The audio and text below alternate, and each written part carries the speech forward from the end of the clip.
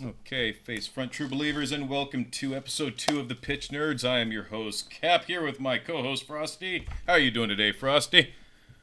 I'm doing good.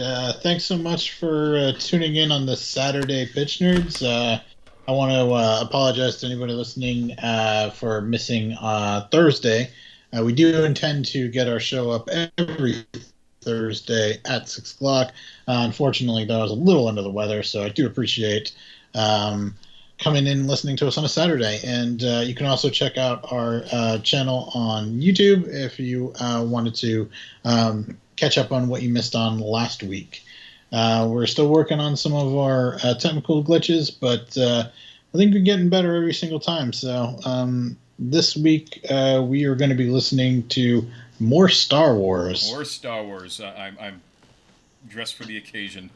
So last week, Mr. Frosty pitched his version of Star Wars if he were to be given a bag of money and be given an opportunity to pitch his ideal Star Wars movie. He gave us a pretty awesome take.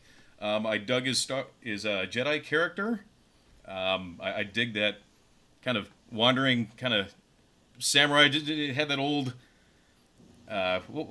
what type of movie is that? The wandering samurai type movies. Yeah, I was trying to emulate, I think, exactly what Star Wars at its core is, which is, like you said, like a wandering samurai slash western, which, yeah, that's at the roots of every Star Wars. I mean, if you watch the A New Hope, that's basically just Hidden Fortress, which is a fantastic movie if you haven't seen it. And I know me and you, Cap, have discussed how Mandalorian is basically, oh man, what's it called? Lone Wolf and Cub, I think. Yeah. Or Shogun Assassin. Right. So yeah, I guess that was the idea behind my pitch. Is I wanted to emulate what is being recaptured in Mandalorian. So fantastic. Frosty and I come at two different spectrums of the Star Wars. I am very heavily into Star Wars. I am to Star Wars as to Frosty is to comics. And then Disney acquired the property and just threw out the entire canon. So I actually have stacks of old books here of all the old books that I used to read, just with all the expanded lore and whatnot. So in my pitch, I wanted to use a lot of that, or not a lot, but just elements of that. So there will be ships and alien races that have been used in the expanded lore that we haven't really seen in the new lore. So yeah, Makes sense. I will be telling my version of the Force Awakens. I'm very opinionated on the Force Awakens. I think we all have opinions on most Star Wars movies. Before we get into the main pitch, though, I wanted to just find out what you've been watching the last week. I'm sure you checked out the latest episodes of WandaVision. I am so excited for that show. Now, here's the real question: who did Monica Rambeau message as her expert to come in? And do you think that's going to be the big reveal for like this universe's version of the Luke Skywalker moment? Some people are thinking Maybe. some people are thinking it's going to be Doctor Strange. I mean, that would be cool, but I think if it's really going to be that moment, it needs to be somebody that we haven't seen yet in the MCU. So a lot of people are saying that Patrick Stewart as Professor X is going to make an appearance. I'm not sure if you've heard that, but I think that'd be pretty cool. So, spoiler. My question is, what is up with the different Quicksilver? I'm not sure I understand the significance of that. And then my other thought we talked about briefly last week was the idea of Mephistopheles, Mm-hmm. and I'm coming around to that again. That is in the comics, and they did say the devil's in the details on I think the first episode. Mm-hmm. And yeah, they are trying to paint Wanda as she's like, I don't know how this happened, so I am wondering if there's some aspect of that. And then my other thought is, again, spoiler, spoiler, spoiler. Agnes, if you're a big comic nerd like me, you recognize her as a witch in the comics. She, I thought, would have more of an awareness of what's going on, and sometimes she appears to, but in this last episode, she seemed genuinely like, she was stuck and she couldn't control herself. Right. So I don't know. They are doing. I thought I had a good grasp on everything, and they are doing a good job of switching it up. So But I mean, that's what's great. I will say that I think Wanda is a literal red herring. I mean, she is the cause of the power, but I think the power is being manipulated, and maybe with what's her name, Abigail. What's the Agnes? What's her name? Oh yeah, Yeah, witch. Yeah. yeah, yeah. I think that she was originally in control, but they're kind of realizing, oh man, Wanda's actually a lot stronger than we realize, and maybe Yeah, they're it's they're trying to cope possible. with that. I really did like the Fox universe Quicksilver showing up. I thought that was a really funny way to kind of connect the universes. I'm very much into meta humor, and I said a while ago, and I may have even said it to Frosty, is that it would be cool if they were to bring back Quicksilver. It is a Quicksilver from the Fox universe, because you're dealing with the multiverse and just this person who can warp reality, and they've already said that she's going to tie into Multiverse of Madness with Doctor Strange. So how funny would it be to have that be the twist for Pietro to Yeah, come back? But he what he is the more popular of the two Quicksilvers. So I didn't like him in the Fox universe. I thought the MCU I version. agree with you. I prefer even though I don't think Age of Ultron was a great movie because they just tried to squeeze too much in. Right. Uh, I do think he was a better Quicksilver than the Fox He Quicksilver, was but more.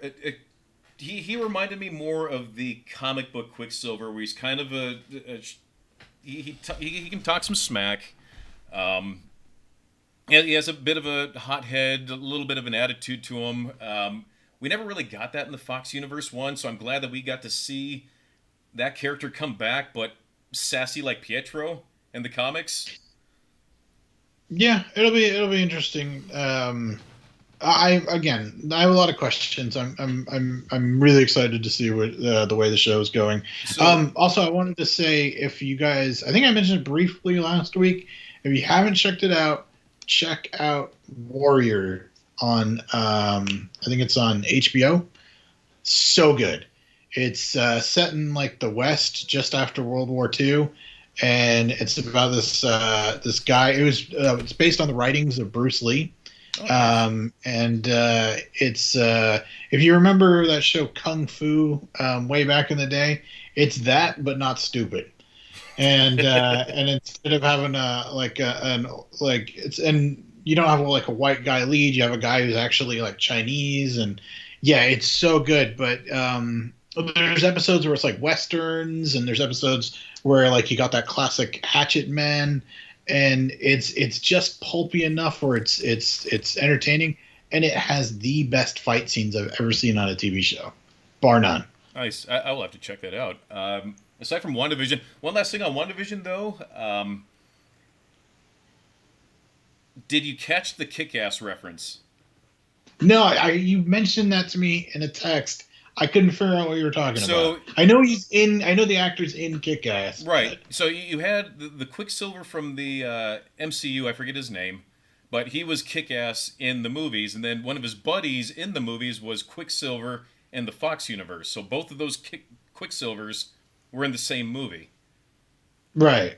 So it was with Pietro, and he's there with the kids, and Wanda's. That's when Wanda's starting to question him a little bit, and he's kind of resisting, like, "Hey, I'm just here to fulfill this need. I'm here to play this role."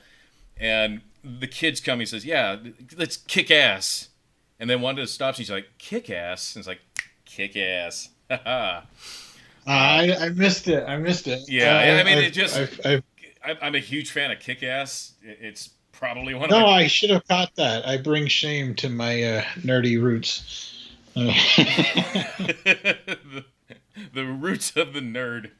I'll have to commit Seppuku later. Aside from that, honestly, I got Discovery Plus, and they actually have some pretty good content. Um, I Yeah, I'm telling you, if you like, Warrior went way under the radar for me. Didn't, and then someone mentioned check it out. It's just it's fantastic. I mean, top marks. Um, so yeah, should we get into your pitch? I'm dying to hear your take on the, I guess, the sequels. the sequel. I'm super nervous right now because I talk a lot of smack about Star Wars. Um, Well, now it's time to now it's live time up to to it. now it's time to give the pitch. So the angle that without diving too much into it, the angle that I wanted to go was if those who were behind the new Star Wars movies actually had an arc set up for the characters, which I think there kind of was, but then it kind of wasn't, and then they're like, oh crap, we have to do this kind of. There's Well, no. okay. Without jumping on your toes in the pitch, just because I think we're discussing the sequels, like in my opinion, watching them, you see the first one, they basically redid A New Hope, Right. and then J.J. Abrams literally was passing the baton to the next director Mm-hmm. at the end of the movie by handing off the lightsaber. Mm-hmm. That was, I mean, there's no way you could interpret that as anything else. And then the second director, kind of shocking, takes the freaking baton, goes, yeah, and then throws it away. And then he does his own thing entirely. Right. And then they try and rescue it at the end with them going, well, what, Palpatine? And it was a mess. So yeah, I mean, I honestly, I know it's hard because it's like, oh, what is my idea for a Star Wars? But the bar is really low. Right, and that gives me confidence because I think I came up with something where going into the sequel trilogy, I really wanted to like Finn. I think out of everybody, Finn got undercut because they kind of suffered from the prequel syndrome where they didn't know who the central character was until they realized, oh, just Rey. Yeah. I think Finn could have been a more interesting character because I think he had the more interesting backstory. Well, okay. Credit where credit's due with the first one, anyway. The characters were likable. They were honestly. I have a soft spot for the first one. I didn't think it was awful. I thought it set up a story with interesting characters. It's not without it. It's my gripes, but I mean, I'm ultra nerd when it comes to Star Wars, so of course I'm going to have a lot of opinion. But I thought genuinely, The Force Awakens wasn't a bad little movie. It was okay. Again, I can forgive a lot of the similar beats because that's just how Star Wars is told as a story. It's supposed to feel like poetry. I'm just quoting Lucas. You can say it's a good formula or not. That's just the Star Wars formula. I tried to keep some familiar beats, but keep them different in my pitch. I will let you all decide. So, without any further ado... Let's get into your pitch. Let's hear what you got. Okay, so... my pitch is Star Wars Episode 7, The Dawn of the Force. So, we start off with the crawl. A long time ago in a galaxy far, far away. Boom, you get that epic John Williams score. And you see the scrolling text come by. Peace has yet to return to the galaxy. Remnants of the sinister galactic empire and Caps have settled beyond the Outer Rim and have engaged in a decades-long civil war that has shaken the remote regions. Believing himself to be the true successor of the Emperor in Caps, Supreme Leader Snoke of the First Order created a new superweapon and has used it to conquer his former allies. With the region nearly in his grasp, he dispatches the Knights of Ren to Jakku to begin their final siege. Fearing the rumors to be true, Senator Leia Organa Solo of the New Republic sent a brave team of peacekeepers to the region, hoping they discover the true intentions of the rising empire. Boom. That is my Star Wars crawl. So, in typical Star Wars fashion, we are going to pan to empty space. You see the stars in the background. You get that kind of ominous John Williams score, very similar to A New Hope. And in the distance, you hear a rumble, and the rumble comes close. You get that Doppler effect, even though there's no sound in space. But it's Star Wars; you can forgive it. There is Star Wars, yeah. I know it's Star Wars. So in comes this looming below shot of a Star Destroyer just coming through. It's a really long ship. It's a very big ship. It's more of like a boomerang shape than your typical trapezoid shape of your conventional Star Destroyer. And the camera pans and you see this tiny desert planet.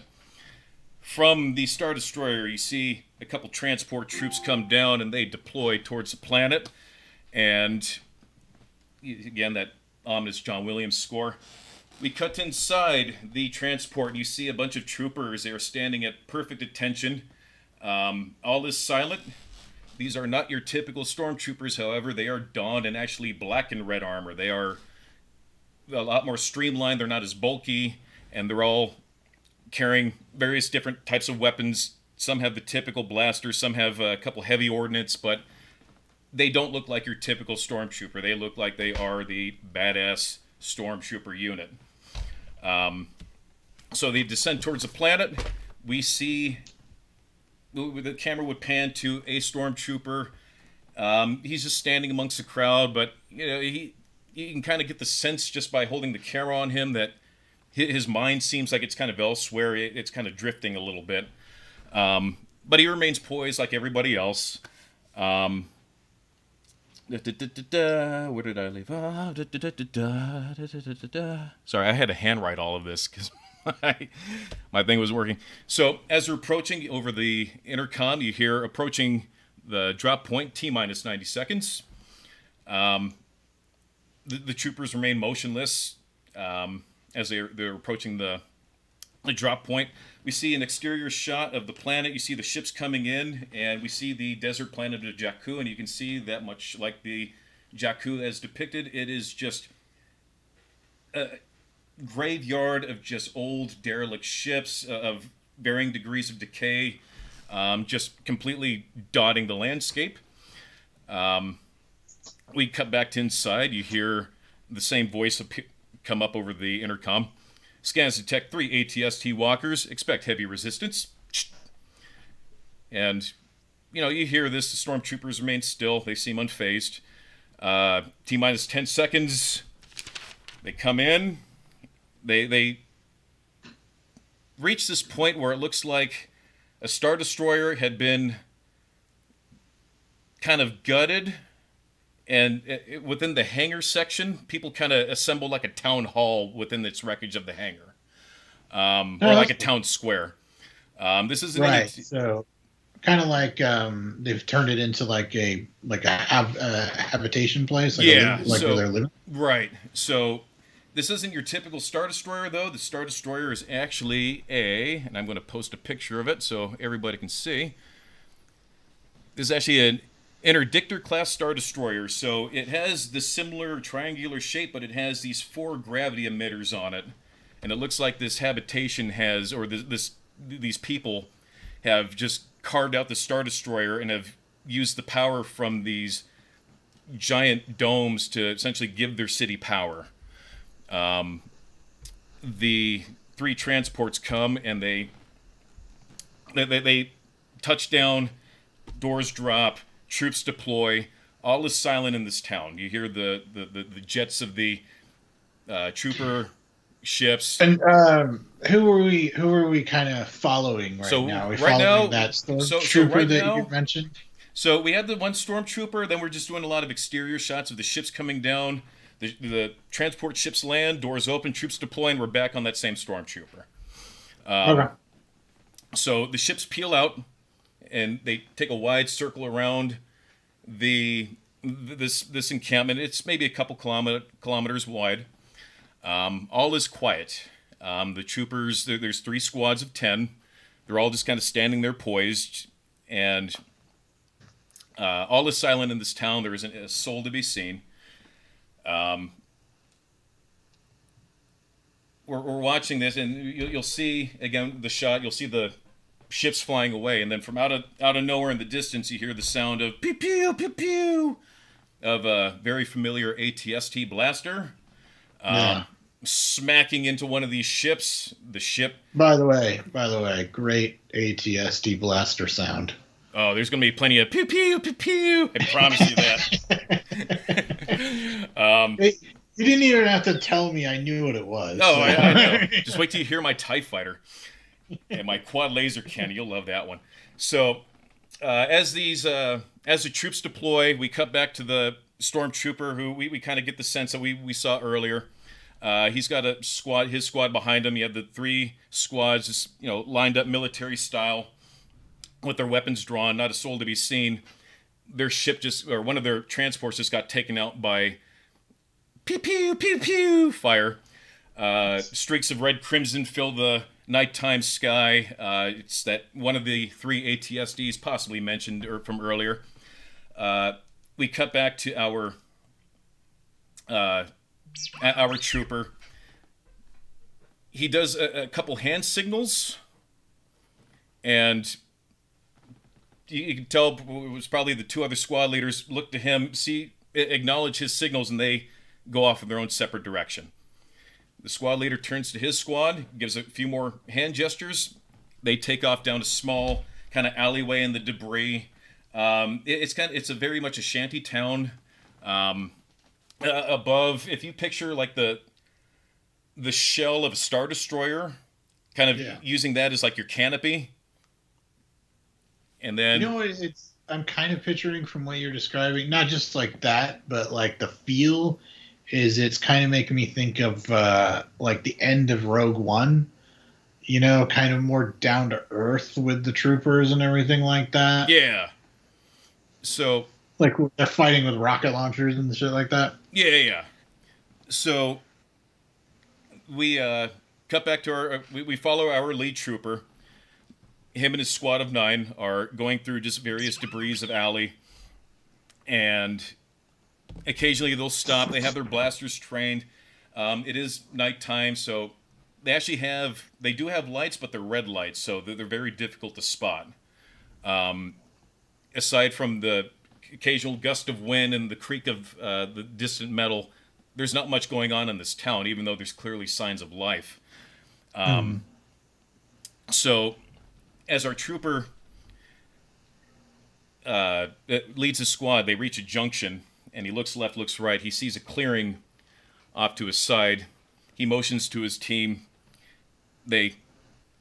One team follows him left, while the other half kind of stay centered in the junction. You can tell by the way they're moving. They're very tactical. They're not just your blind pew pew stormtrooper. They're very well coordinated and they're well moved. Shoot from the hip, boys. Yep.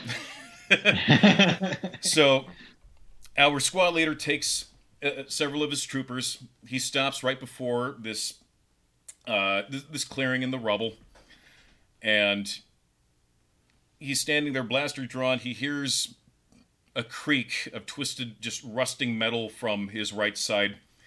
The moment they hear that, they turn in that direction and fire a small volley into the debris. After about 3 bursts, they stop and listen. And they don't hear anything. They just more twisted, creaking metal. But whatever was there that made that sound, it's not there anymore. They hear the similar. So they're like, just so I'm getting it right. So despite them being like these elite troopers, this has got almost like an alien kind of feel. Like it's dead silent. They're hearing these little creaks of metal. They're turning. Right? Am I getting the vibe right? Yeah. So I actually dig that kind of feel. So as they're trained to this position where they just fired a small volley, maybe just like 3 shots each. So pew pew pew. They stop and listen, and then a couple seconds later, they hear the sound of kind of scurried footsteps, followed by some more twisted metal from behind them. And without question, they pivot around, guns trained, and they fire a volley again. Again, small volley and stop. and they listen. And we cut to our squad leader, and he looks, and he sees very quickly within the rubble, he sees a young lady, probably in her 20s. He makes eye contact with her, and the moment he lays eyes on her, he feels he feels like an awakening within him, almost as if the force is awakening. Um, you I see what you did there. so how I'm thinking is one of those shots where you kind of get that low rumble and you kind of zoom in on them really quick. They're staring at each other intently. Even though he's wearing this helmet, he feels a connection to this girl. Um, it, it feels within him almost as if just something had just switched on for the first time. Like, oh my God, what am I doing? Like he feels the fear of this girl. Whatever it is, just by this connection, he feels that this girl is absolutely terrified. And he's never felt that before, so it's kind of new to him. He's never been the one to be scared. As part of their training, these troopers had to essentially prevent themselves from ever showing fear, because that would disrupt their operations. As he continues to look at her, he starts to feel the sense of almost like a hatred, like, and he's never felt this before, so all these are new emotions to him. This is explained in issue 3 of the comic that coincides with the movie. And as he's feeling these emotions for the first time, he kind of freezes on sight. Like he's not sure how to react. He hasn't been programmed to deal with these types of situations before, so this is completely new. So as he's standing there while there's this force connection, he's trying to go through his training to see, well, what is my response to this, and he just doesn't have it. Right. So then he starts to sense what he could describe as achieving victory. Like he gets the same feeling like from this girl, that the same feeling he gets when he's about to achieve victory. Once he senses that, he realizes, oh my goodness, I think we're being set up. So you have this eye-to-eye contact with the rumbling of the force. Issue 3 of the comic will explain deeper as to what's actually going on. From this clearing, you hear the rise of these clanky metallic legs just from the rubble. A big spotlight shines down on our hero, and we see this giant Imperial ATST walker staring down at our platoon, and it just opens fire. Our squad leader gets hit, not directly, but there's an impact of an explosion. He gets thrown. A couple of his troopers are lost in the blast. Bodies are flying. Our squad leader, he gets himself up. He sees his other troopers off to the side. He does a hand motion to them. They run behind just an old empty cargo crate. The ATST has just got its light just trained on them, and it is just pew pew pew pew pew pew. They manage to the squad just all spread out, so it's hard for the chicken walker. Right, It doesn't so have much room to. pandemonium breaks out. It's just chaos, right? Yeah. So our squad leader is taking position with 2 of his other troopers behind this cargo crate. He doesn't know where his other buddies are. This chicken walker is just pacing back and forth. He's looking to see what's going on. He thinks he has it clear, so he motions to his squad. They nod. He makes a beeline to this adjacent cargo canister. His buddies follow, and all of a sudden, pew pew pew pew, just boom, they're taken out. Our squad leader is again pinned, and you have the big spotlight of the ATSG just bearing down on this guy. And as it's looming over our hero, you hear a very loud metallic thunk. And as you hear that, the ATSD kind of lurches forward. We cut to our trooper, who looks like, what the hell just happened? Because this thing is about ready to murder him. We cut to a trooper holding this big, kind of like bazooka-shaped gun, but it's not a bazooka. It has a big spool attached to it, and it looks like there's a big tow cable that just got fired and just got impaled into the back of this thing. And then Mhm. this trooper fires it around that from behind, plants itself into a piece of metal that looks like an anchor, and the dude just kind of dips out and leaves the thing, presses a button, and this thing starts wheeling, starts reeling in the ATST. The ATST starts thrashing, but it's getting pulled backwards, and finally it gets pulled backwards. Its legs are kicking around all dumb like. It doesn't know what to do. From out of the darkness of the sky comes a chrome-clad stormtrooper. She looks so badass. She lands on this thing. She kind of straddles it a little bit. She takes out a thermal detonator and just drops it down the viewport of this ATST and just does the most epic dismount and just boom, lands on the desert sand. Big explosion behind her. Enter the Captain Phasma. Yeah, well, that's awesome. She finally gets to do something. Right? All right. You have the coolest looking character, one of the best actresses, and they did nothing with They her. did nothing so, with yeah, her. way better. I wanted to like her so much more. I want to give her more. So there's my entrance of Captain Phasma.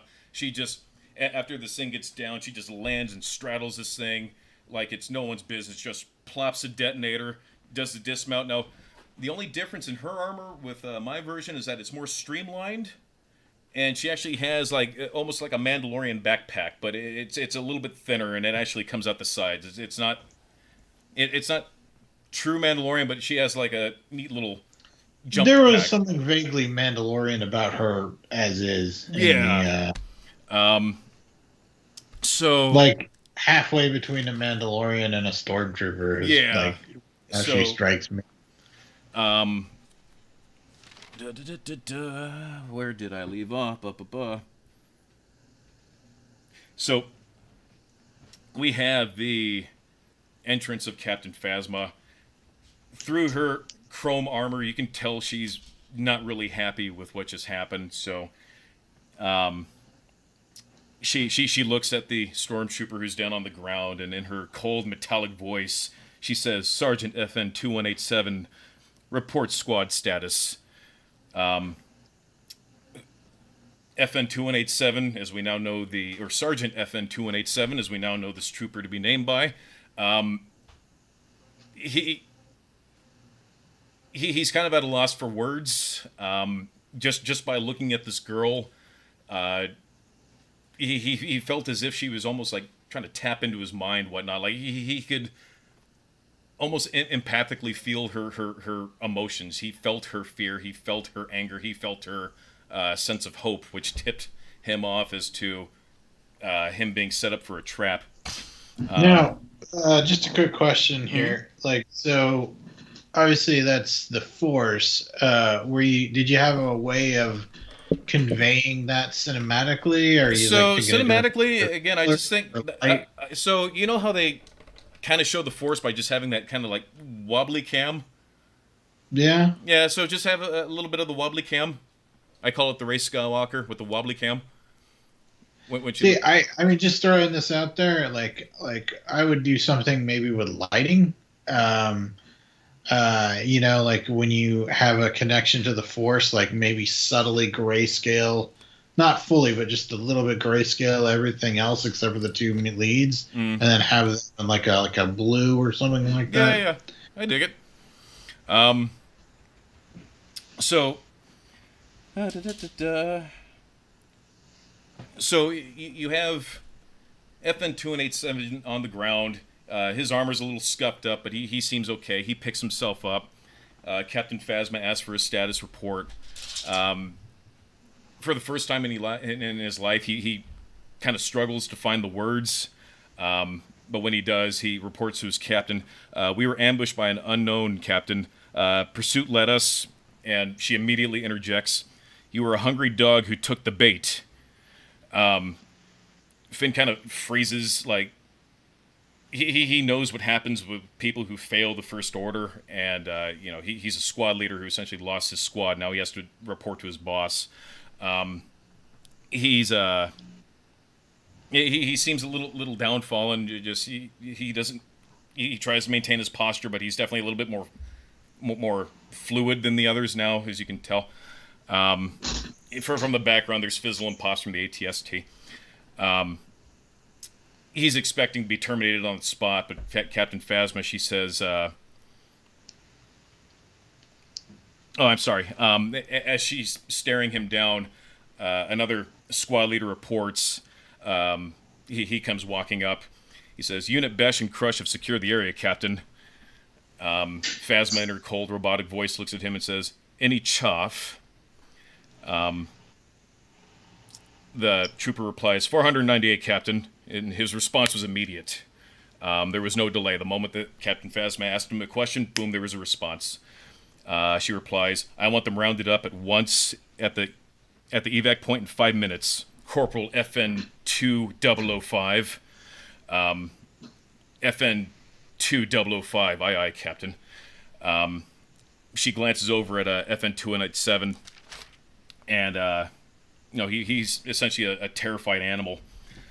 You can tell Phasma kind of sizes him up and says, so at this point, the only person's face we've seen, though, is the girl, right? Yes. Everybody else is still in Trooper.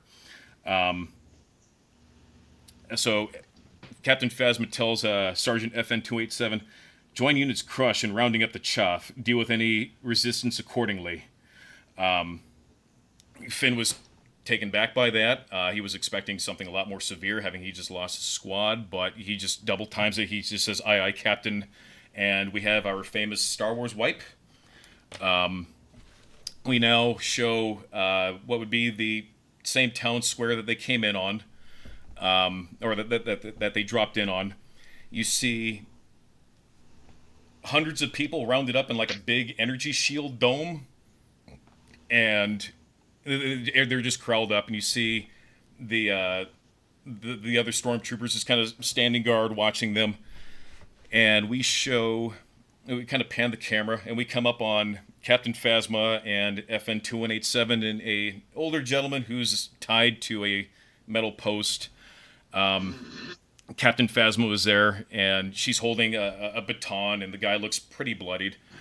And in her monotone voice, she says, I grow wary of asking Admiral Tiga, who is your regional governor? She thrusts the baton into his stomach. He knocks the wind out of him. He buckles in pain. He tries to get the words out. He can't talk. He struggles on his words. Finn is standing by watching this. His mind is racing. He's watching Phasma just beat this guy up for information. Captain Phasma replies, Admiral Tiga of Garrison Nightlands, who is your current regional governor? The gentleman that we now know as Admiral Tiga, he tries to maintain his composure. He says, Governor Deco died years ago. We abandoned the old ways. And the moment he says that we abandoned the old ways, Phasma just thrusts this baton into his stomach again. It electrocutes him. From the sparks, again, Finn is just watching this, and the old man raises his face and he says, we chose to not re-elect. We're peaceful scavengers now. We work with the Junkers on Ord Mantell. We abolished the old ways. Phasma lowers her baton and kind of steps forward to the guy. And through her this mask, you can just sense this just anger and hatred coming from her. And she leans into the guy and she says, one does not leave the Empire, Admiral Tiga. And the man's face turns to sheer terror. She just thrusts this baton into his stomach again. As Finn is watching this, he's actually starting to feel the man's pain. Very similar to the connection that he had with the girl earlier. I would compare this to Return of the Jedi when Vader's watching Luke being tortured by the Emperor just with the electricity. Kind of shot similar, where you just kind of cut back and forth, and even though you don't see the emotion on Vader's face, you can sense the emotion coming from Vader in that scene. So you totally can. Yeah, they did a good job with music. Right. Yeah. So as this is happening, shot very similar, and you can tell that Finn is just sensing this guy's pain, and as explained in issue 4 of the comics that coincides with the movie, Finn starts to feel this guy's pain, and he knows that this guy is telling the truth. But unfortunately, with how past operations have worked under these circumstances, people always talk. At least that's Phasma's philosophy. But Finn starts to realize that this guy is genuinely telling the truth. And Yeah, but it doesn't matter. yeah. But so for him, as explained in the comics, Finn doesn't see any further point in interrogating this man when he's no longer of value. So Finn actually steps in and says, "I believe he's telling the truth, Captain." He says it with a small crack in his voice. Phasma stops and just kind of looks at Sergeant FN 2187. Is like, "Did you really just say that right now?" She looks like she's about ready to just go off on FN 2187 when somebody shouts, "Attention on deck!" And then Finn's programming immediately kind of snaps back into play, and he stands at immediate attention, as does Phasma. We cut to a kind of a Landish class shuttle, which is very similar to what we saw in the triangle with the wings that come down with the delta wings. Yeah. We see what looks like a modern version of one of those. Ramp comes down, a dark cloaked figure descends. Think of it like Vader when he descends the ramp. You just get that foreboding presence. This isn't like Vader. He doesn't have that clumpy stomp. He's actually kind of more like angry stomping. Just he has his body very puffed out. This would be who we all know as Kylo Ren.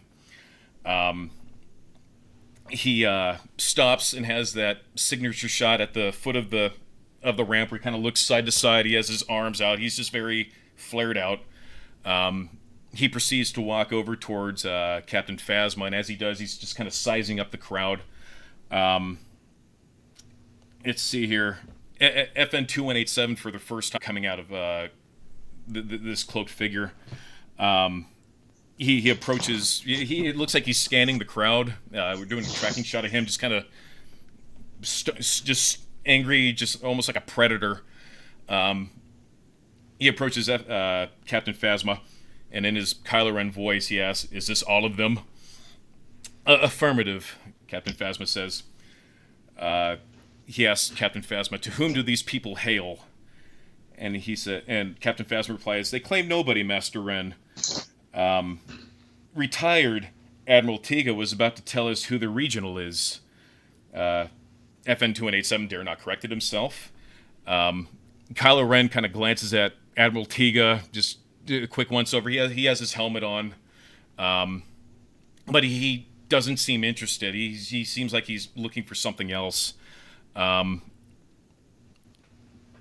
Finn starts to feel Kylo's frustration. And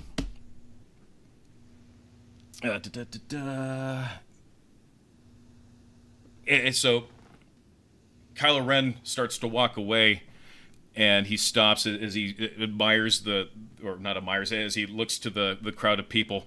He says, "Recruit the children, cull the others." And Captain Phasma says, "Aye, aye, Master Ren." As he gives this order, the man, Admiral Tiga, says, "No, we found our peace years ago. There's no sense in..." And the moment he says that, he starts to do the typical Star Wars joke, and his feet start to lift off the ground. And Kylo Ren kind of angrily searches around. As Finn is watching this from a pile of debris, he sees the same girl kind of watching from the rubble, and he feels that kind of force connection again, and he feels like that same feeling like, oh, they're being set up for a trap. Again, like you suggested, maybe doing some cool lighting, have that definite like that wobbly cam. As Finn sees this, the girl jumps up and she fires the blaster, and as she does that, Kylo Ren does the one thing that I think that he was really cool from the sequel, was he does the turn and stops the bolt. Or he stops it. I dig that it. was one of But as he stops it, he's also choking out this dude. And as keep shooting, Can't stop them all. Yeah. So he stops the bolt, drops the guy. So the guy he was choking out drops to the ground. He seems pretty lifeless, and then he freezes the girl. And then from the debris, he just yanks her out because she was behind some cover. So she's knocking over some debris and kind of hitting some things on the way out. And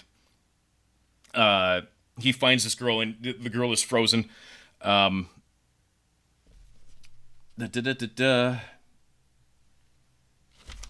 So the girl struggles, and Finn starts to feel her fear. Like she seems terrified, and Ren says, "We have what I came for. Call the rest." And he kind of does the thing where he just knocks out Ray with the force, and he just slings her over his shoulder and just kind of walks away.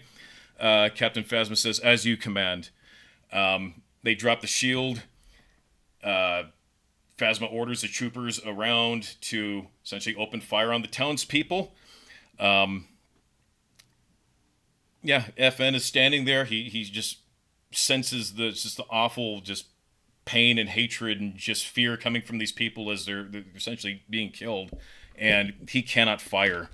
Kylo Ren, as he's boarding his ramp, kind of stops and looks over and notices Finn not engaging in the battle, and as does Captain Phasma. So after that's all said and done, we kind of do one of those quick wipes. We show the aftermath where the troopers are just reboarding the transports. FN is there. Phasma approaches and says, meet me in my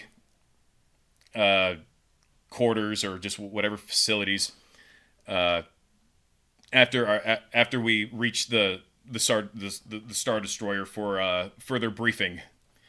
And he agrees, and we have the wipe. Sorry, I went into a lot of detail with this. So it's all good. You're going down the hero's journey nicely, though. I mean, because we have like you're following Finn, which is nice, and then you can totally see that he's gone past the threshold. He now knows what he wants, but he's in an unfamiliar situation. Right. So I imagine this is where he starts to learn to adapt to it. Right. So we have another famous Star Wars wipe, and we return to glorious space, and from out of the stars, we get a Star Cruiser that comes out of hyperspace, and I'm going to link it so you guys can see what it looks like. Hold on. Here we go. So one of these comes out of hyperspace, and we do one of those tracking shots of it. It's actually a Soros Sub Quasar Fire class bulk cruiser. It's triangular shape. You have like a frontal cockpit area, and then in the back you have like a drop hangar that can hold several wings of fighters. From this ship comes one kind of like a medium cruiser. It's probably about the size of a Y-wing.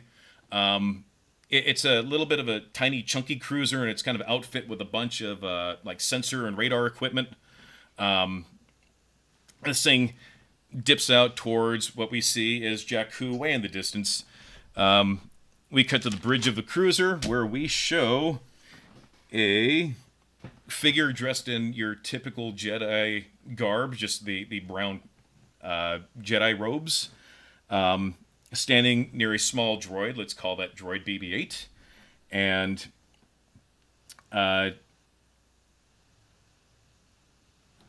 as we see this interior shot, we have the Jedi figure standing there. We have the droid. We don't see the Jedi's face. We just see the obvious cloak. I'm guessing it's going to be like a shot from behind.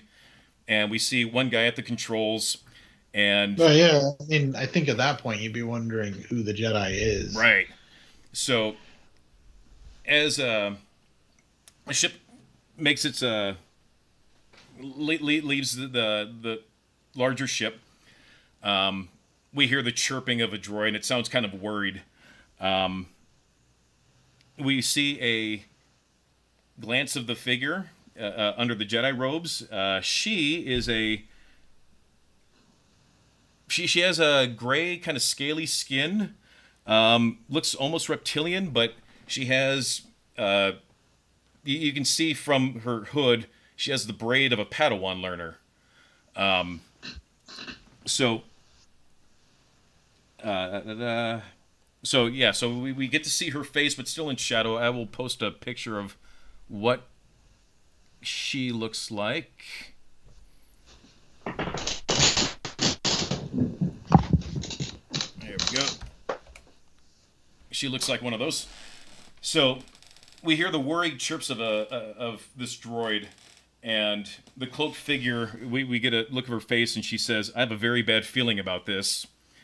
Um, Nice throwback. right? The pilot looks back. I appreciate the optimism, you two. Hang tight. I'm going to fly around for a wide approach.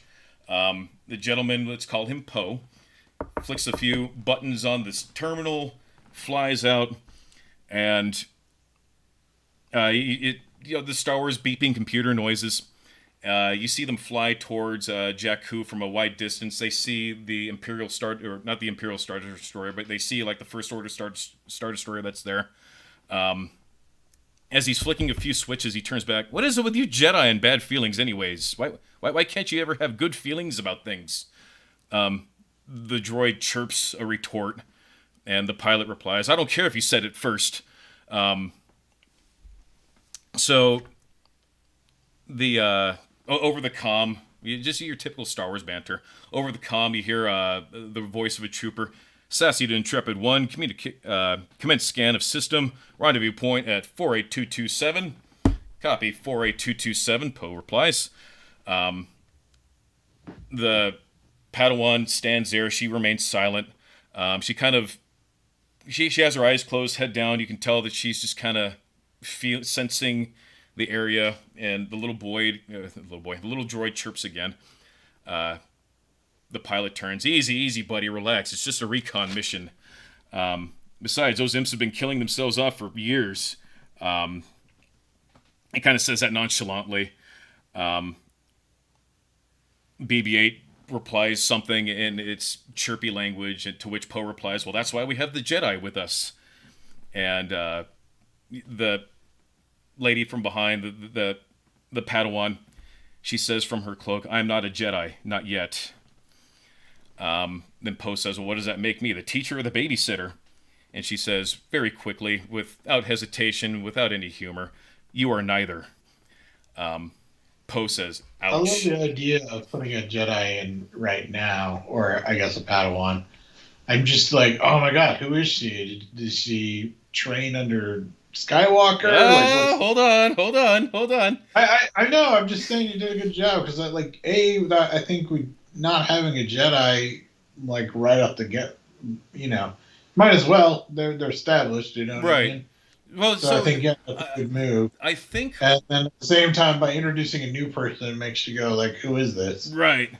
So actually, the for the race that she is, for those who know Star Wars, I chose to go with a Faline for reasons that you will soon see. If you remember Shadows of the Empire, she would be what Prince Zazor was, just that similar species. So she openly admits that she's not a Jedi, not yet. To which Poe replies, "What does that make me, the teacher or the babysitter?" To which he says, "You are neither." Poe kind of says, "Oh, ouch." To which BB-8 kind of says something snarky, to which Poe replies, "Quiet, you." As they're flying along from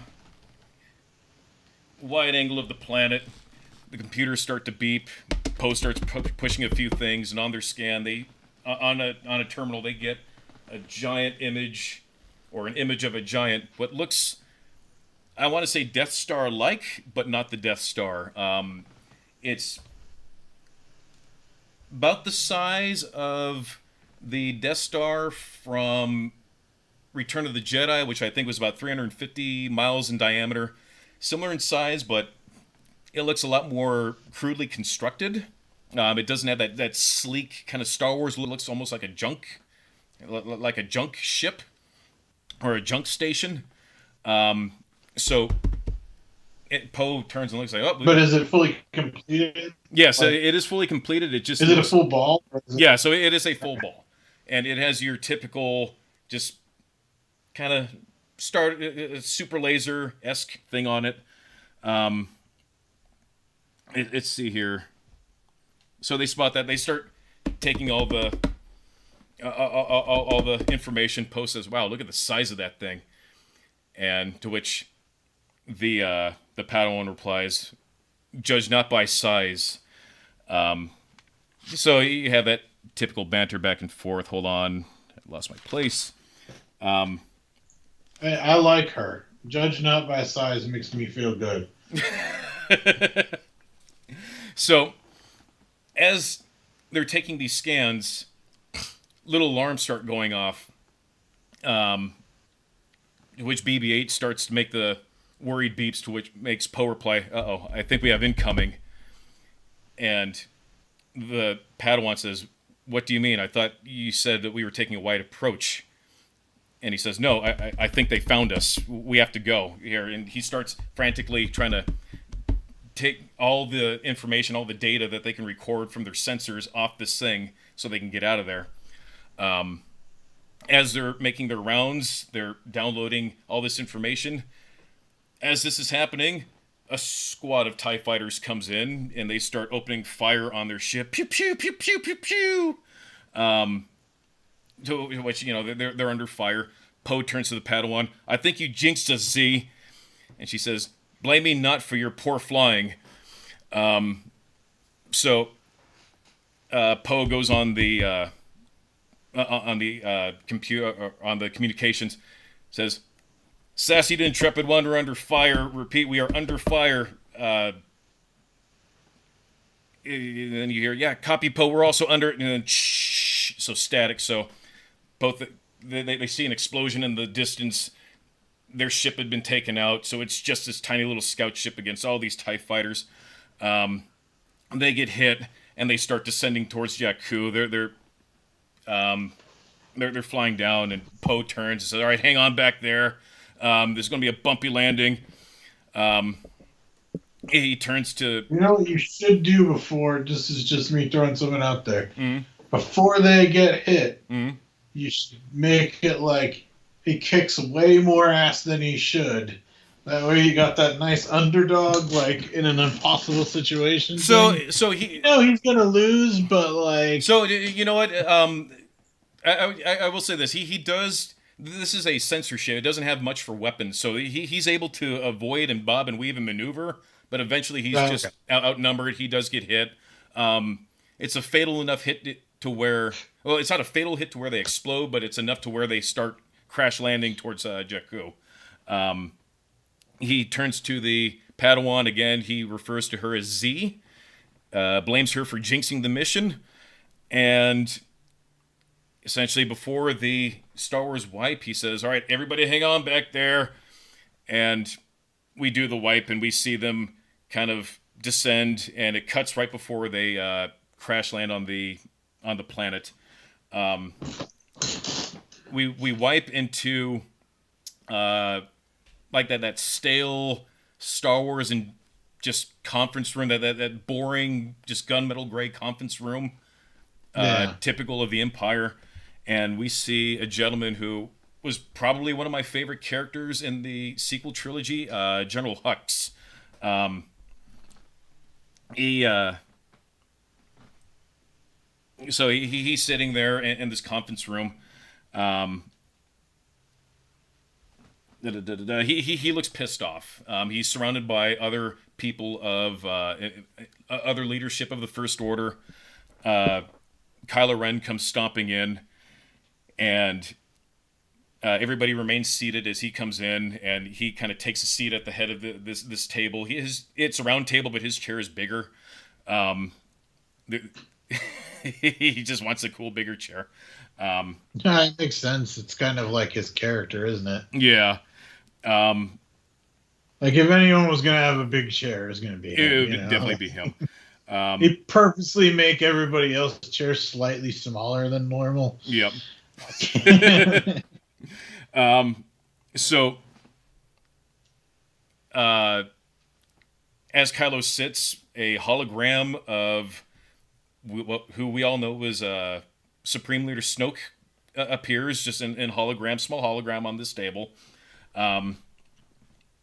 And his face is all deformed, and as he appears, he asks for status of the operation. General Hux speaks. As he speaks, you can tell he's irritated. He says that he feels that they gave up a tactical advantage by invading the system. It made no sense in their endeavor to achieve victory over the Emperor's Fist clan, who they've been essentially locked in battle with. They're the last traitors of the Empire that they wish to either take out or absorb into their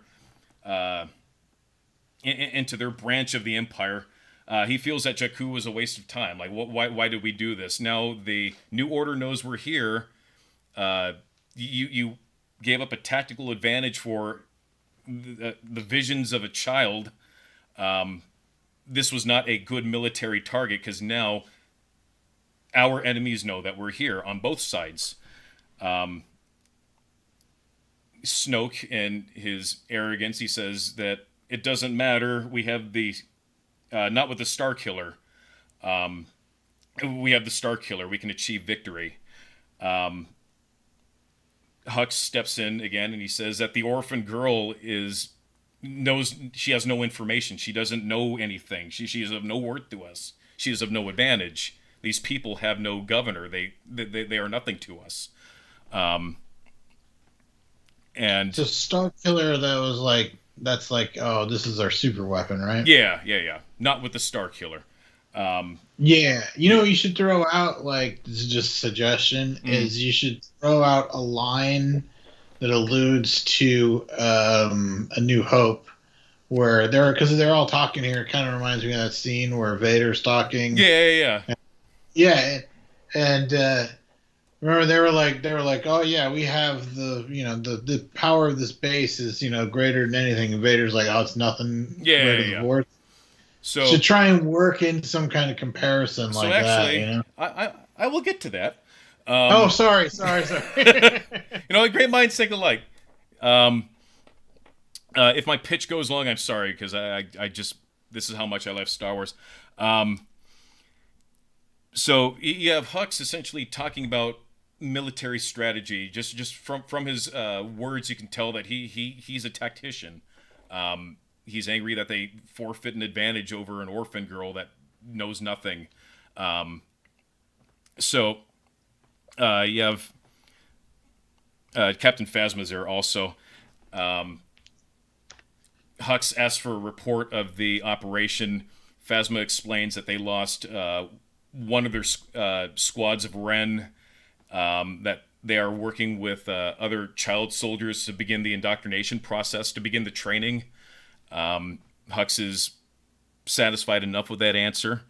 Kylo's just kind of sitting there brooding. We don't hear much from him.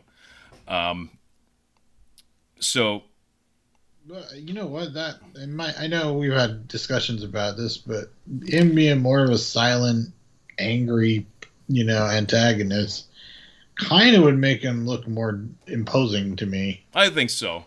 There are elements that I liked of Kylo Ren. I actually did like him as a character. I know people complain that he's too whiny, but his whole lineage is whiny. Whiny no, kids. I know it wasn't that I found him whiny. I just didn't find him imposing. He wasn't scary to me. When I watched the first, I remember being a kid watching A New Hope, and I actually got scared when Vader was on screen. I never felt that with Kylo Ren, like, at all, and that was just, you know what it like, is? he would, okay, with the exception of that first scene where he walks out and he stops the bolts and everything. They nailed that. Hold on. So, Snoke, as General Hux is saying all these things, he begins to choke up, and you can see it shows a shot of Kylo just sitting in his large throne-ish style executive office chair, and not saying anything. He's just choking out Hux, and again, just do the wobbly vision. You get that low rumble of that you hear whenever Vader chokes somebody. That low force rumble. Where did I leave off?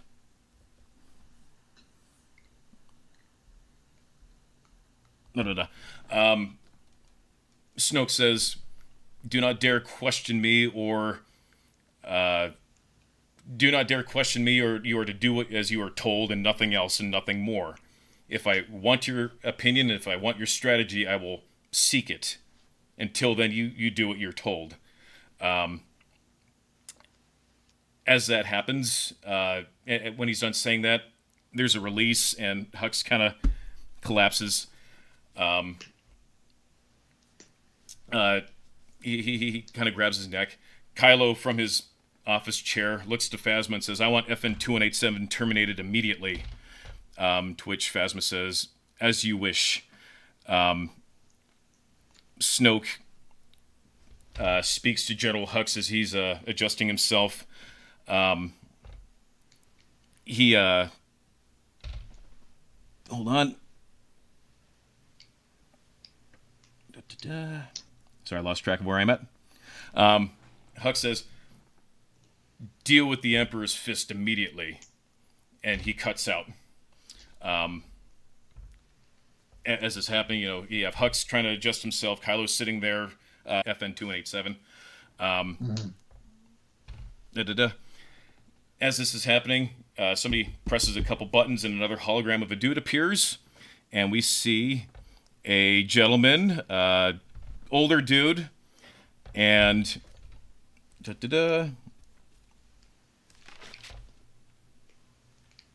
hold on.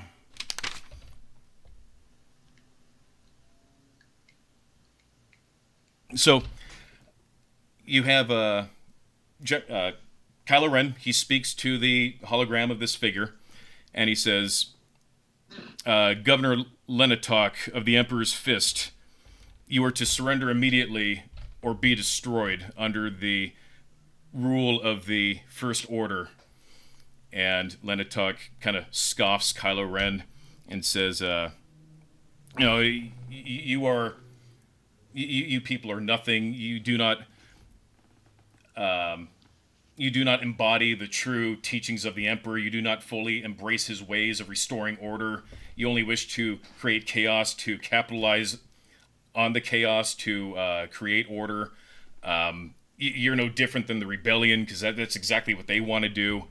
Kylo, again, says very coldly, "Surrender immediately, or feel the might of the First Order." Again, what's his name? Governor Lenatok just kind of, okay, whatever, he plays it off. Kylo Ren just says, "Very well," and then he looks over to somebody and says, "Release the Star Killer." And Nice. you have Governor Lenatok there, and he says, "I have 50 ships and 12 systems ready to take on the puny fleet that you have. You have but a couple destroyers and an ancient relic that no longer has purpose in this galaxy. Just why do you keep doing the same thing over and over again? The Emperor has already done this before, using these giant displays of might to portray fear. That's not how this works." So Lenatok scoffs this, and Kylo just sits there, just brooding, and Kylo Ren just says, "All right, commence the operation." So that's when we get the cut to about 4 people sitting at a big terminal in front of a big kind of rectangular window. They press a couple buttons, the beeps and the boops and the beeps, and you see There's no railings, right? no. I mean, they're sitting in like a room. But there's got to be a giant drop. Just a giant drop for no reason.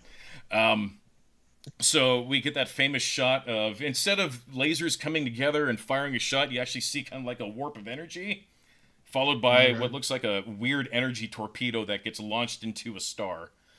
And as that happens, we see so we see how I picture this being shot is you have the inside of the like this area where they're operating this machine, and then it cuts to how that shot where they show like an up close shot of the super weapon, and it Yeah. comes together. So a shot similar to that, but instead of the lasers coming together, it shoots like an energy torpedo, and it takes out the star.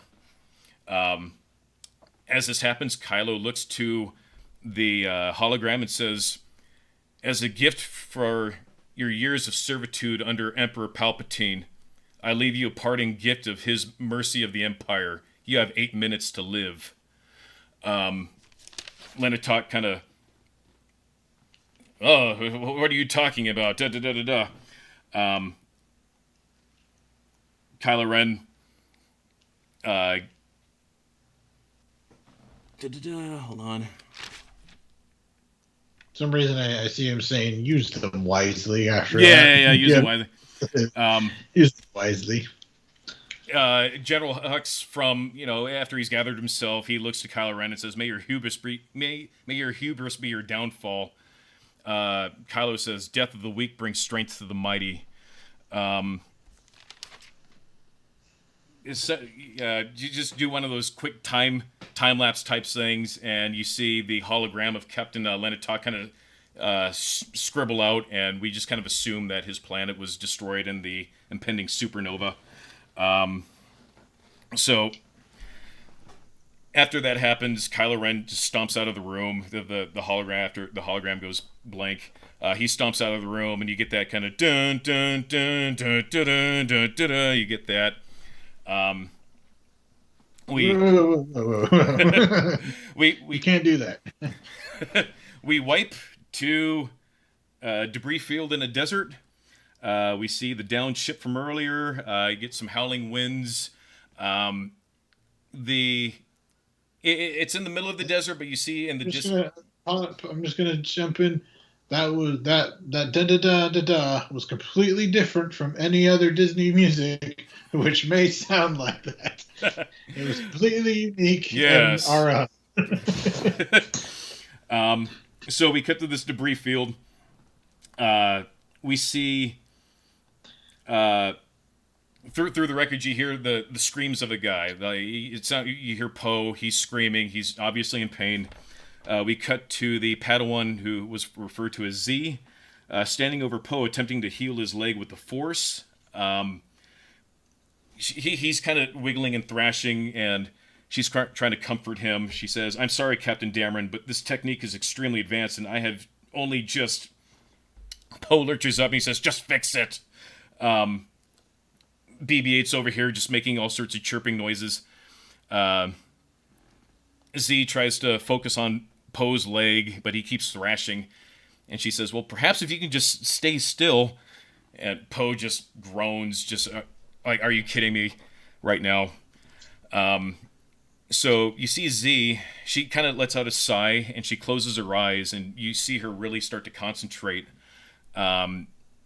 As she does this, Poe's eyes just immediately widen.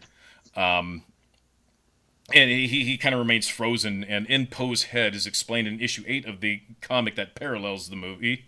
In his own head, he feels like he falls like instantly in love with her. Like he looks upon her like she is the most beautiful creature in existence. He feels no pain. He just feels just an intense love for this for this person.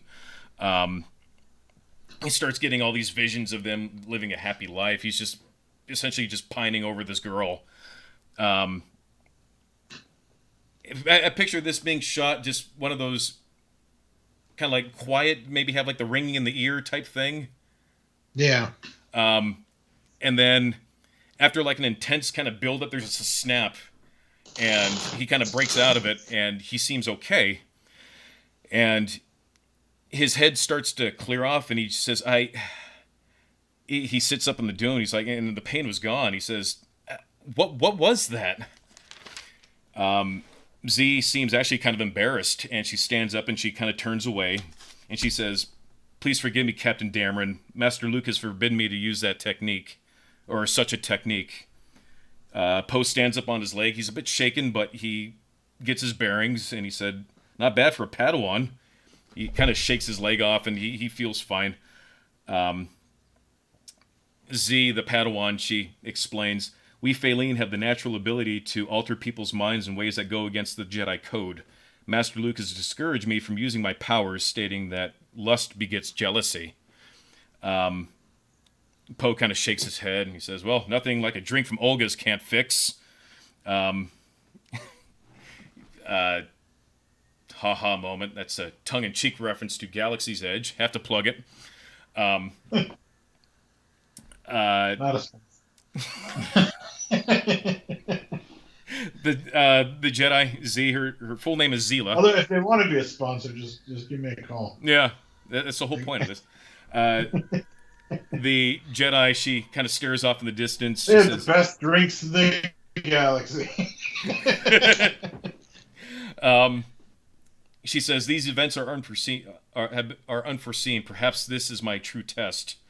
Poe kind of looks at her and says, "Okay, well, we have the technical readouts of that Star Killer up there. We have no ship. Our communications are down. Our crew is gone. Our main ship is gone. We have to figure out something because BB-8 has these plans." They begin to kind of rifle through the debris and salvage, and kind of one of those, kind of like the start from below and kind of work your way up with the camera, and then it kind of fades out from there as they begin to salvage. We wipe to FN-2187, who's sitting in a small cell, and he's still wearing his armor at this point. He is sitting there. It looks like he's pondering. It looks like he's in deep thought. The doors slide open, and Captain Phasma appears, and she stands in the frame of the doorway. FN-2187 immediately stands at attention. She says in her robotic monotone, "FN-2187, you are to report to Colonel Pettis on SK-01 immediately and await further instruction." FN-2187 kind of stands frozen for a second because it's like, well, wait a minute. I thought I was supposed to be, like, I should be getting killed right now. You should like damage his armor or something. His armor has some damage to it. It's not like it's... Yeah, that way, something that stands him out that way. Every time we see him, we instantly know who he is. Yeah. So he would have some scuff from the ATSD from earlier. So yeah, he would have some marking on him that distinguish him as maybe like a blaster burn or something on his armor. Yeah. So FN-2187, he thinks back as to where he's heard that name from and explained in issue 9 of the comic that parallels. He remembers that an assault that he led on a planet called Vethis Prime, where he led the Knights of Ren against the Imperium cartel, and after assassinating their governor, the remaining Imperials there were given a choice to either join the First Order or be terminated, and Colonel Pettis was the first to volunteer his services and fully surrender. As a joke, Kylo Ren had assigned him to head of sanitation on the base SK-01, so there's that sanitation line. That always bothered me about the sequels, is why is Finn working with such an elite captain and works sanitation? That makes no sense to me. Just, if you're going to be working with somebody that cool, it needs to be special forces. So I wanted to kind of pay... I think you're going to need to get all the way off their back on that one. Because that's how the movie happens. Right. So, as she said this, he pauses for a moment to kind of process what she's saying, and then she says, "You may carry on, Private FN-2187." And you are right, though. It doesn't make sense. Like, you give that even a passing thought. Yeah. So, she demoted him to private, and he acknowledges, "Yes, Captain." And as she says that an escort of 4 of his former knights come in, and FN recognizes FN-2005 is among them, and they begin to, the 4 troopers begin to lead Finn through the corridors of the ship, and as this is happening, they're walking silently. Finn is unarmed at this point, but he still has his armor on, and he starts to think of a way on how he can break free because he's getting these senses from this girl who's on the same ship. So he comes up with a plan. So he was the sergeant, second in command of the Knights of Ren under Captain Phasma. So he is the top tier of this elite squad. So even though there's four of his former teammates with him, as they rounded a corner when nobody else was around, he ducks down and does a double take on two of them, and he manages to disarm one, and then he pew pew another one. So 4 dudes just down right there. Boom. Down. FN 287 hath spoken. He actually is like formidable now. Yeah. So he as he's watching this, he comes up with a plan, and he kind of looks down at what he had done. We get a camera wipe to a girl strapped to what looks like a gurney, and Kylo Ren is there, and this would be... I like the moments from the sequels with Kylo and Rey. I thought they were some of the better parts of the movies, because it felt like there was an actual connection there. I like how they... Well, yeah, there was, but at the same time, like, I don't know. For me, it was always like, why is she so much more powerful than he is? You know what I mean? Yeah. So this is not the case right now, because right now she's strapped to this thing and Kylo Ren is just in her head. Right. And he is just essentially interrogating her, but, he's doing it through the Force, so he's trying to get inside her head for information, and he's actually really curious about this, about her power, because he senses the Force within her.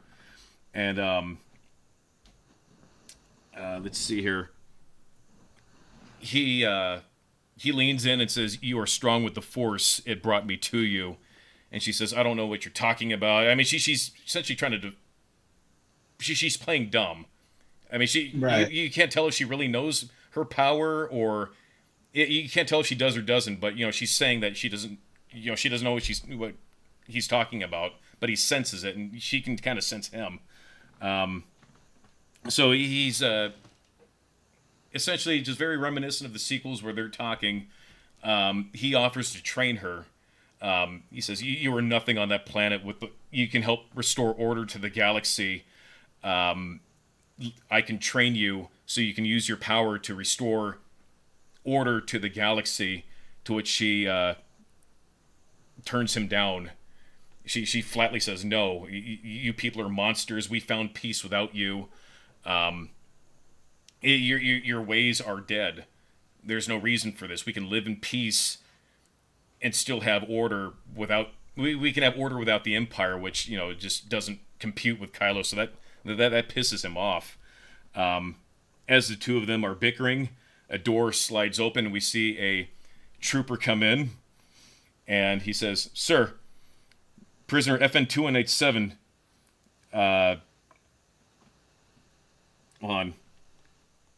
Yeah, he says, FN 2187 has escaped on deck 17, which Kylo turns, and Kylo does that big flourish, like, what? And the trooper says, FN 2187 has escaped on deck 17. Kylo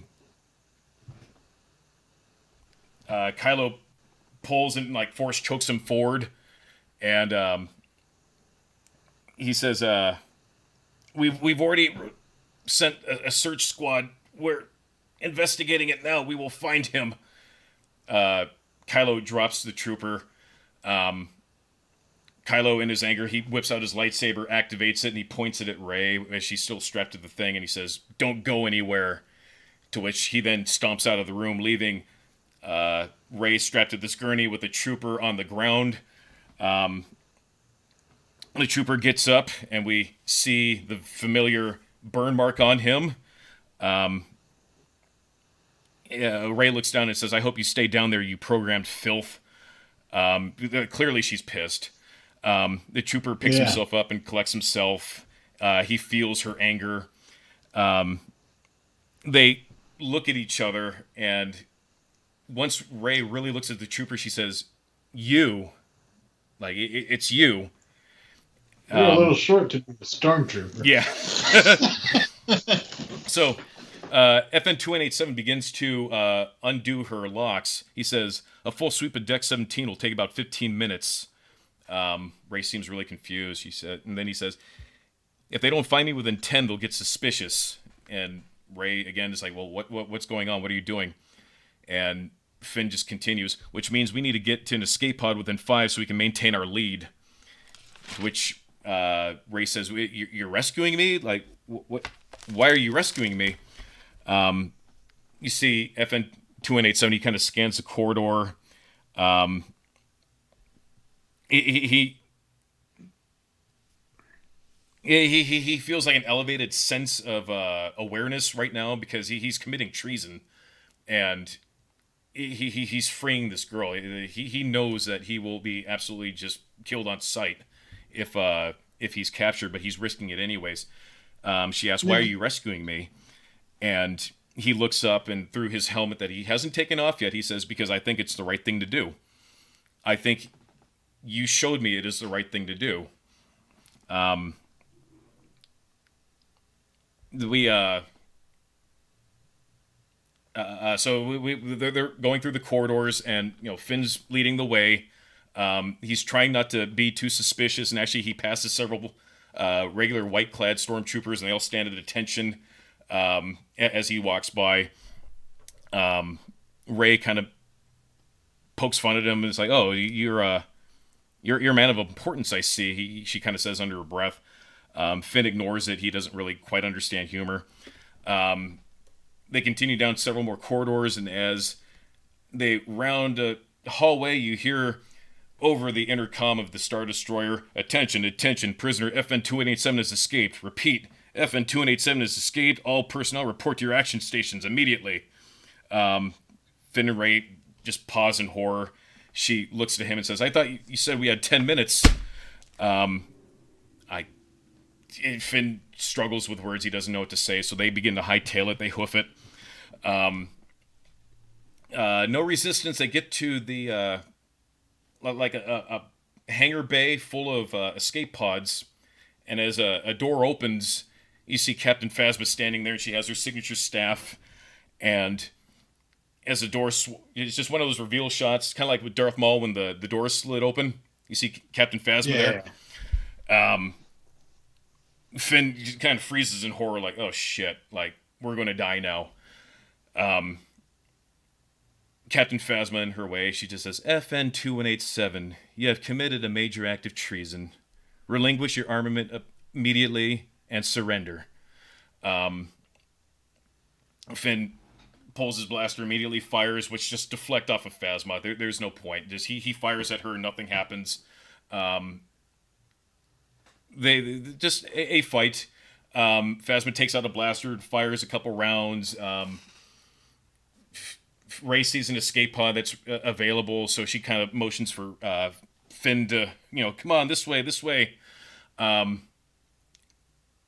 Finn is running to Ray, and as he's running, Phasma takes out a big bolt and just blasts him right in the shoulder. Boom! You see more armor come off, like a big chunk of armor come off. He falls. And as that happens, as he hits the ground, Phasma points her gun at Ray, and she says, "Surrender now, little one, or be destroyed." Ray is just terrified. She kind of get the force wobble again, and as she force wobbles, she force pushes Phasma like right into like a Star Wars container vent or something. So just boom, Phasma's taken out.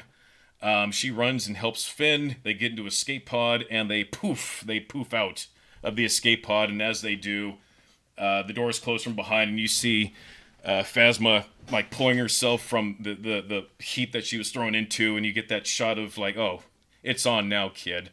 Like, you pissed off the wrong woman." So we do another famous wipe. We show Hux standing in Ray's cell with several troopers. Alarms are still wailing. Kylo Ren stomps in, and he looks around and is like, "Where's the girl?" And Hux, in a kind of a snarky tone, says, "Well, she appears to have escaped." he says very flatly. And Kylo just looks around and says, "There's no signs of struggle," which means, and then Kylo says, "She had help." There's an alert over the intercom. Kylo looks up and says, "Speak." It's Captain Phasma. She says, "Prisoner FN-2187 has escaped with the girl. The escape pod appears to be heading back to Jakku." Kylo Ren says, "Ready the knights to intercept." To which she replies, "As you command," and then it cuts out. There's another alert, and Kylo, again losing his patience, barks, "What is it?" You hear the voice of another officer who says, We have reports of the Emperor's Fist fleet massing near the Litigant system." Kylo Ren kind of flourishes his body in rage. To which Hux looks over at Kylo Ren and says, "Congratulations, Ren. You have forfeit our advantage for a vision, lost that which you sought, and now we're caught between the New Republic and the Emperor's Fist." Kylo doesn't force choke Hux. He just kind of stares him down and he just storms off. But before Kylo leaves, Hux kind of says, upon his departure, "You're quite the tactician." Then Ren storms off. We do a wipe. Finn and Rey in the escape pod. Finn is amazed of what Rey did. He's curious about it. He's asking, like, "What was that? How did you do that? Like, I sensed your anger and I sensed your fear, and it's as if you channeled it to commit this act upon my former captain. Like, what was that?" And she said, "I don't know." And it's a brief little exposition dialogue where we learn a little bit more about Rey, how she just grew up on Jakku. She has no real memory of her childhood. She's just kind of a slave, and she just kind of always had these powers, but she never quite knew how to use them. Okay. So little beeps. You're not planning on making her a Palpatine or anything? I don't know. It's all about the bloodlines. It's all about the bloodlines. So we have a little alarm start to go off within the escape pod, and Finn kind of perks up, and he seems kind of nervous at this point. He's like, "Oh, like, what's going on?" Rey looks at the computer terminal and starts pressing a few buttons, and she says, "It appears that our pod has locked onto this a distress beacon of another downed craft, and it's taking us to them right now. It's taking us to the same pod, and they can't override it. So their pod is descending towards Jakku. We have another wipe, and we show Poe and Z at the same spot of their downed ship, and in the distance, very similar to the meteorite that Luke saw impact on Hoth, that he wants to go check out. This off in the distance, maybe a couple clicks away, they see a pod touch down. Poe looks up and says, "That's a first order pod. Stay sharp." Maybe we can use it to contact the New Republic, because our communications are still down. You see BB-8 maybe have like a moment where he pops his head out of like a bunch of wires. Poe takes a gun belt. He essentially arms himself up. Z just kind of stands motionless in the direction of the pod.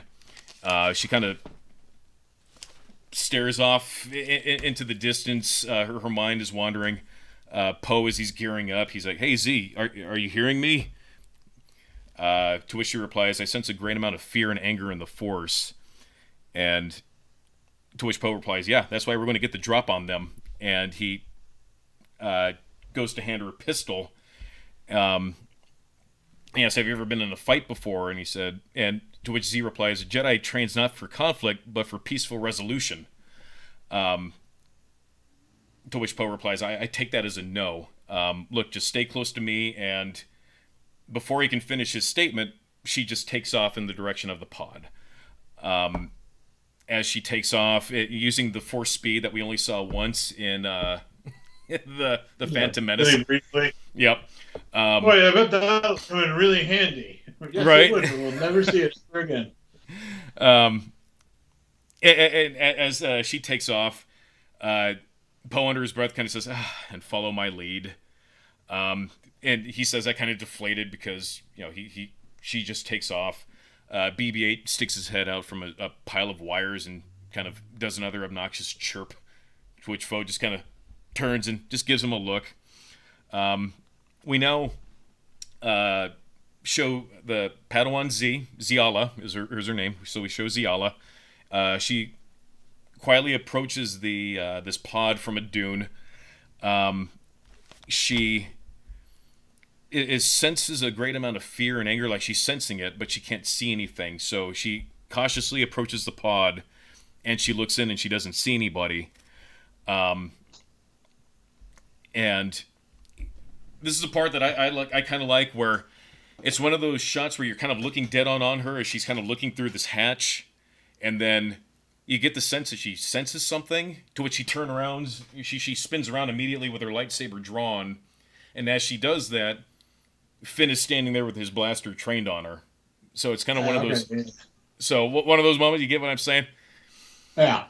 So that happens, and Z she senses Finn's emotions, and she senses his confusion. Finn looks at her and says, "Drop the saber, sorcerer." Rey emerges from a dune with a blaster drawn. You see Z kind of, again, do the wobbly effect with the Force to kind of reach out to the two of them, and show this by kind of showing Z with the wobbly cam, then you show Finn and show Rey. Each kind of recognizing that neither of them are foes and that they can kind of trust each other. Z retracts her saber and just assumes a very non-threatening pose. She speaks to Finn and Rey. She says, "I am Ziala Ntago, Padawan of the New Jedi Order under Master Skywalker. We mean you no harm."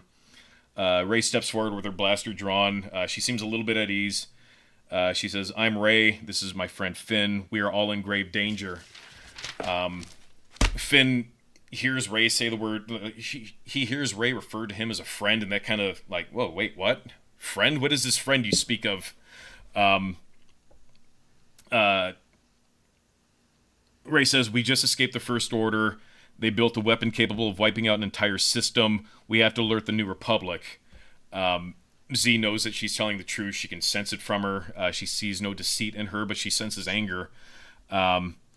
She says, "We are of the New Republic, based out of the Gabic system. We were shot down at... we heard about the Star Killer, and we came to the system to investigate, and we were shot down. We took detailed plans of the ship, but it's in our astromech, and we have no way to reach our base so we can alert the fleet."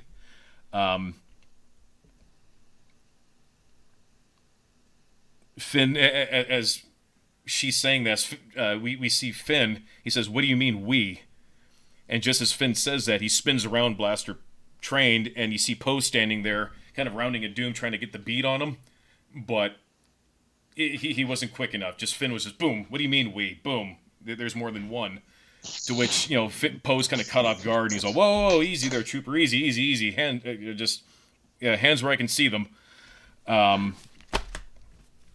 we have our heroes coming together then, essentially. Yes, this would be the heroes coming together. Do you want to, because we're coming up on 2 hours, do you want to pause here and pick up the rest of your pitch? Actually, you know what? We can do that. I'm sorry, I went into a lot of detail. I don't want to. Everything's super interesting. I don't want to cut you off. I'm just thinking we're coming up on 2 hours. You know what? We can do that. We can. All right. So, well. Yeah, we can do that. So we have the coming together of the team, if you will. Yeah, the heroes unite. They've gone past the threshold, and they are paying a heavy price for it. So let's see the heroes' journey as they return to their familiar situation, having changed and become master of both worlds. Am I right? I don't know. I'm just guessing. No. That'd be like beginning of a second act. So I mean, you can judge based off that pitch now, and then I can And I'm sorry it took a little bit. No, yeah, I went into it's detail. awesome. I'm sorry, but No, no, dude, I, it's awesome. Like I understand. I believe me. I mean, we're that's what nerds do. I mean, we are. Well, actually, let me correct you. If you go back to the third age, so but yeah, no, it's awesome. I love it. I especially like Finn strikes me as more of a soldier in this take, which I dug, and I love Z. I like having your Jedi. No, I mean, I guess she's a Padawan, but having an established Jedi who knows what the hell she's doing, yes, I think that's awesome. that's the one thing I thought was That's definitely missing. something that was missing. Um, Also, I kind of with Poe and her, I kind of felt like a Han Solo Obi-Wan situation. yeah, a little bit. Like, what would happen if you threw the two of them together? Yeah, Um, exactly. so one thing about the reason why I chose that particular race, the Faline, is that they have the natural ability to release pheromones to manipulate their people. In the expanded lore, Prince Zizor actually used his pheromone to entice Princess Leia. Like that's how powerful it is. Like it was strong enough to surpass her constitution, like her mental fortitude. So I thought it'd be interesting to have a character with that ability. I Who, forget. There's a guy in like I know I'm jumping in Alpha Flight. You know, in the comics that can yeah, do that. I think he's Alpha Flight, and he tried to fight the Hulk with that power. It didn't work. Like he can like make you like he was like ecstasy, and the Hulk was just like bam. yeah. But I thought it'd be interesting for somebody to have that power, but to use that power would be against the Jedi way. And we never really Yeah. got to see much wisdom imparted from No. Luke, so I wanted to have Luke just as a Padawan training her to use her powers without having to use something that leads to lust, which begets jealousy, which begets anger, and blah blah blah blah blah. Well, also you're controlling someone's mind. I imagine that's never. Well, then again, they do that whole like I'm not what you're looking for. Yeah, I but don't know. it's never been like for lust though. That's True. the one thing I wanted to really separate there is to help her heal Poe. She relied on her natural ability to ease his mind while she can perform this thing, which you even included in your pitch, is an extremely hard feat to pull off, even for an actual Jedi. And she's a Padawan. She did it, but she had to do it with ways that maybe Master Luke wouldn't have quite approved of, but as Poe said, nothing that a drink from Olga's couldn't fix. Mm. That's a pitch. That's a plug. Yeah. I dig it though. Yeah. The definitely has me more like yes than I was during any of Force Awakens, just because I kind of knew what was happening. Like you watch, I mean, Force Awakens got so many. You know what's going to happen because it's a New Hope, but then they're like, "Here's a squid monster," and you're like, "What the hell is that?" Yeah, why is that here? So you know I what? mean, so yeah, you're not putting in squid monster, so you're already winning in my book. I mean, not yet. I had to mention the sanitation gig. I had to do that. No, yeah, no. You know what though? Like I said, I think the big like improvements all around. Like I said, you have a Jedi. You have Finn actually being like formidable. Same with Captain Phasma. You've got Kylo Ren as more brooding and like more of a villain rather than this kind of I don't know non-threatening I'll figure. tell you where I got inspiration. So Finn, I picture Finn like a pit bull who had been raised as a puppy to fight. When Hmm. pit bulls by nature are some of the sweetest dogs in the world, they really are. They are nothing but Yeah. cuddles and kisses.